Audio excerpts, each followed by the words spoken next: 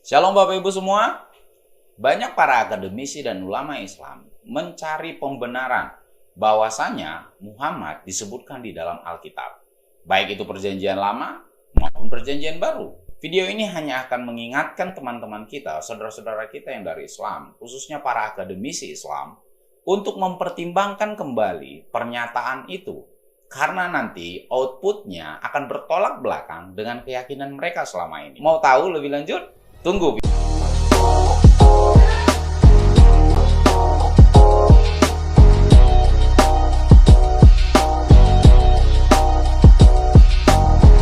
Segala macam cara dilakukan untuk membenarkan, mencari ayat di mana Muhammad disebutkan dalam Alkitab.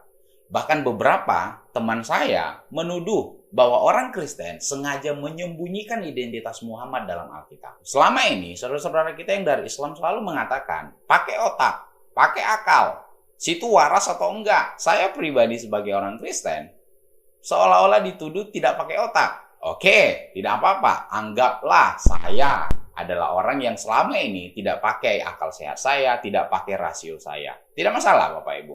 Kita ikutin. Ya. Nah, saya mulai pakai akal sehat sekarang. Kalau Alkitab itu dikatakan palsu, kita tahu sendiri bahwa mayoritas orang Islam mengatakan Alkitab itu sudah dipalsukan. Nah, kalau Muhammad ada dalam Alkitab, di mana Alkitab itu adalah kitab yang palsu, berarti pernyataan Muhammad dalam Alkitab itu juga palsu. Kenapa? Referensinya adalah palsu. Begitu kira-kira akal sehat orang Kristen, Bapak Ibu. Jadi, kalau sudah dikatakan bahwa Alkitab palsu, harusnya para akademisi, ustadz Islam, tidak lagi berbicara tentang Muhammad ada dalam Alkitab. Kenapa? Di kitabnya itu palsu. Kenapa mencari pembenaran pada kitab yang palsu? Harusnya perdebatan Muhammad ada dalam Alkitab stop sampai di sini, tidak berlanjut lagi. Harusnya sampai di sini tidak ada lagi ulama Islam dan para akademisi yang mengatakan bahwa Muhammad ada dalam Alkitab. Karena referensinya adalah dari sumber yang palsu. Jangan mencari pembuktian pada kitab yang palsu. Nah, kalau masih tetap juga berlanjut pembahasan Muhammad ada dalam Alkitab. Yang pertama, ustadz yang mengatakan Muhammad dalam Alkitab adalah ustadz yang sesat. Kenapa? Mengambil dari referensi yang palsu. Mengambil dari referensi yang sesat. Nah, orang yang mengambil dari referensi yang sesat adalah orang sesat. Mencari pembenaran kepada kitab yang sesat adalah sesat. Berarti ustadz yang mengatakan dan membenarkan dan mencari pembuktian bahwa Muhammad disebutkan dalam Alkitab berarti adalah ustadz yang sesat, Bapak Ibu. Yang kedua, kalau masih tetap mempertahankan bahwa Muhammad ada dalam Alkitab, itu berarti saudara kita itu mengakui bahwa Alkitab itu benar. Itu dulu. Kalau diakui Alkitab itu benar, baru pembahasan selanjutnya muncul, Bapak Ibu. Ketika saudara-saudara kita yang dari Islam mengakui kebenaran Alkitab, itu harus juga mengakui hal ini. Yang pertama, Yesus adalah Tuhan yang jadi manusia. Karena itu tercatat dalam Alkitab. Ketika kita katakan bahwa Muhammad ada dalam Alkitab dan Alkitab itu benar, berarti semua kisah Alkitab juga harus benar. Yesus harus diakui, mati disalibkan demi menebus dosa manusia. Murid-murid Yesus dan para rasul adalah benar, termasuk Paulus sendiri. Dan yang keempat adalah apa yang melawan isi Alkitab, melawan Kristus, itu sama dengan antikristus. Pertanyaan saya kepada saudara-saudara kita yang dari Islam, apakah Anda mengakui Alkitab itu benar? Kalau Anda mengakui Alkitab benar, berarti Anda harus mengakui bahwa Yesus adalah Tuhan yang jadi manusia. Baru bisa lanjut bahwa Muhammad ada dalam Alkitab. Ketika Anda tidak mengakui bahwa Alkitab itu benar, maka stop sampai di sini. Jangan cerita lagi bahwa Muhammad ada dalam Alkitab. Karena Anda sudah katakan bahwa Alkitab itu palsu. Jangan mencari pembuktian dari yang palsu. Carilah pembuktian dari yang benar. Masuk akal Bapak Ibu? Anda yang pakai akal sehat atau saya yang pakai akal sehat? Anda pakai akal sehat atau orang Kristen yang pakai akal sehat? Nah, sebagian orang mengatakan, itu kan perjanjian baru. Alkitab yang benar adalah perjanjian lama. Perjanjian baru tidak berlaku. Sebagian orang mengatakan demikian. Oke. Kita ikuti Bapak Ibu. Baik, kalau Islam mengakui bahwa perjanjian lama adalah kitab yang benar dan itu masuk dalam Alkitab, perjanjian baru hilangkan, berarti yang pertama Anda harus mengakui Ishak adalah anak yang dikorbankan oleh Abraham. Ketika Anda mengatakan perjanjian lama adalah kitab yang benar dan perjanjian baru bukan kitab yang benar, berarti Anda harus mengakui Ishak adalah anak yang dikorbankan oleh Abraham, bukan Ismail. Yang kedua, Anda tidak boleh makan daging unta karena itu tidak sesuai dengan hukum Taurat. Yang ketiga, Anda harus ibadah hari Sabat, bukan hari Jumat. Dan yang keempat, Anda harus mengakui semua para nabi perjanjian lama bukan beragama Islam karena satu pun kalimat dalam perjanjian lama tidak ada yang mengatakan bahwa mereka beragama Islam. Dan yang kelima adalah semua kisah tokoh-tokoh perjanjian lama benar. Itu adalah tantangan bagi Anda. Coba pakai akal sehat Anda. Jadi, kalau ada ustadz yang mengajarkan Ishak bukan anak yang mau dikorbankan oleh Abraham, maka ustadz itu adalah ustadz yang sesat karena tidak sesuai dengan perjanjian lama. Masih bertahan? Baik.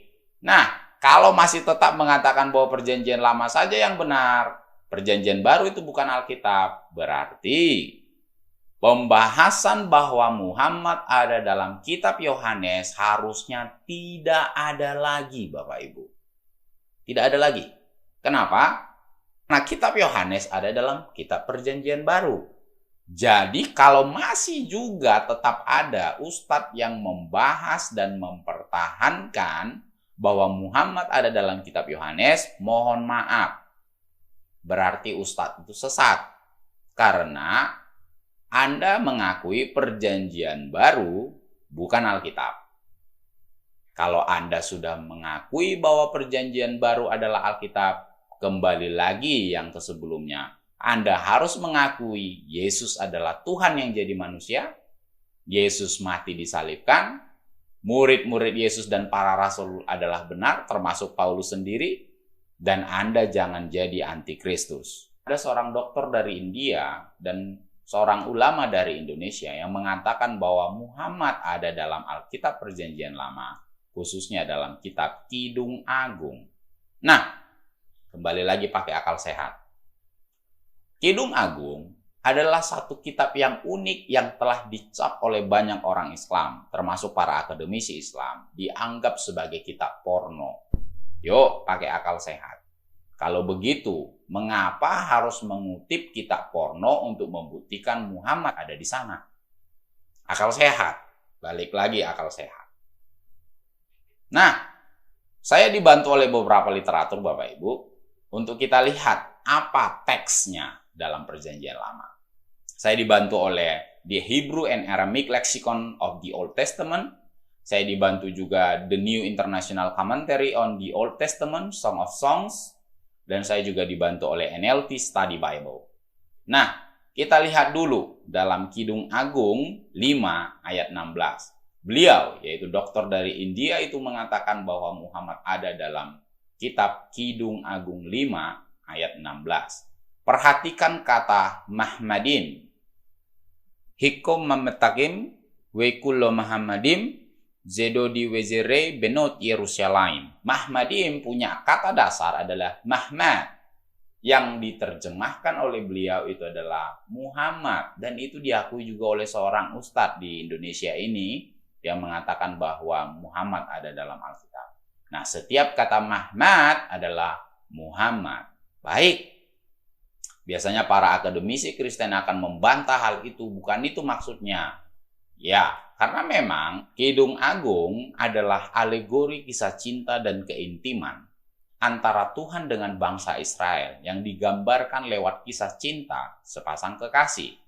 Nah, itu kita bisa lihat di sini. Kidung Agung 5 ayat 16 itu berbicara tentang keinginan seorang perempuan untuk mencium suaminya. The woman ends her description with an indication of her desire to kiss him. Her comments anticipate a deep kiss. Jadi, perempuan itu ingin memberikan ciuman yang spesial kepada kekasihnya dan dia berharap itu. Nah, desirable itu ditulis di situ mahmadim. Nah, arti mahmad dalam bahasa Ibrani itu adalah desirable, yang diinginkan. Nah, tapi tetap saudara-saudara kita yang dari Islam mengatakan bukan. Itu bukan bicara tentang keinginan saja, tapi itu bicara tentang Muhammad. Baik, kita ikuti Bapak Ibu. Nah, pakai akal sehat lagi. Kidung Agung itu adalah kisah sepasang kekasih antara Salomo dengan gadis Sulam. Salomo memerintah sekitar 971 sampai 931 sebelum Masehi. Sementara Nabi junjungan saudara-saudara kita yang dari Islam hidup sekitar tahun 570 sampai 632 Masehi. Nah, kalau kita hitung berdasarkan akal sehat rentang waktu, itu butuh sekitar 1500 tahun mulai dari gadis Sulam itu dengan Nabi junjungan yang dari Islam. Bapak Ibu, nah sekarang pertanyaannya, pakai akal sehat lagi. Apakah gadis Sulam itu masih hidup pada zaman Nabi junjungan mereka? Tentu saja tidak. Perempuan itu sudah pasti meninggal dunia.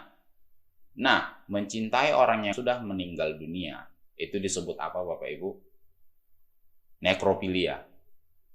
Jadi mohon maaf ketika saudara-saudara kita yang dari Islam mengatakan bahwa Muhammad ada dalam Alkitab, itu berarti mereka telah mengakui Nabi junjungan mereka adalah seorang nekrofilia.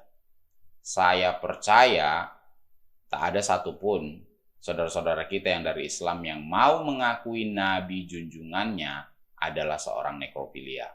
Nah, kalau Anda tidak mau mengakui itu berarti stop. Jangan cerita lagi bahwa Muhammad ada dalam Alkitab. Nah, seperti yang diungkapkan di awal tadi, dikatakan bahwa Mahmad itu adalah Muhammad. Baik, kata Mahmad juga kita temukan di dalam kitab Yehezkiel. Lebih tepatnya adalah Yehezkiel 24 ayat 16. Perhatikan dalam bahasa Ibrani ini. Ben Adam, hinni lokeha mimmeka et Mahmad. Nah, ini uniknya lagi Bapak Ibu. Ini sangat unik sekali. Kitab Yehezkiel juga adalah salah satu kitab yang dicap sebagai kitab porno oleh saudara-saudara kita yang dari Islam. Coba bayangkan, ada dua jenis kitab porno yang mengandung kata identitas Muhammad. Pakai akal sehat. Sudah mengatakan Alkitab porno, tetapi dua dari kitab porno Muhammad ada di sana. Nah, perhatikan kata Mahmad juga muncul di situ. Hai anak manusia, lihat aku hendak mengambil daripadamu dia yang sangat kau cintai. Dia yang sangat kau cintai, Mahmad. Kalau katakan bahwa Mahmad adalah Muhammad, yuk kita pakai akal sehat lagi. Yehezkiel adalah seorang nabi dan dia berjenis kelamin laki-laki. Kalau Muhammad dikatakan di situ dalam Muhammad, kita tahu semua pasti Nabi junjungan saudara-saudara kita yang dari Islam adalah laki-laki. Kalau Yehezkiel mencintai Muhammad, berarti laki-laki mencintai laki-laki. Mohon maaf, itu disebut apa Bapak Ibu? Homoseksual. Gay. Bapak Ibu, apakah Anda mengakui hal itu? Tentu saja tidak. Berarti stop. Jangan cerita lagi Muhammad ada di dalam Alkitab. Itu sebabnya saya katakan hati-hati mengatakan Muhammad ada dalam Alkitab. Situ masih pakai akal sehat? Tunggu video berikutnya.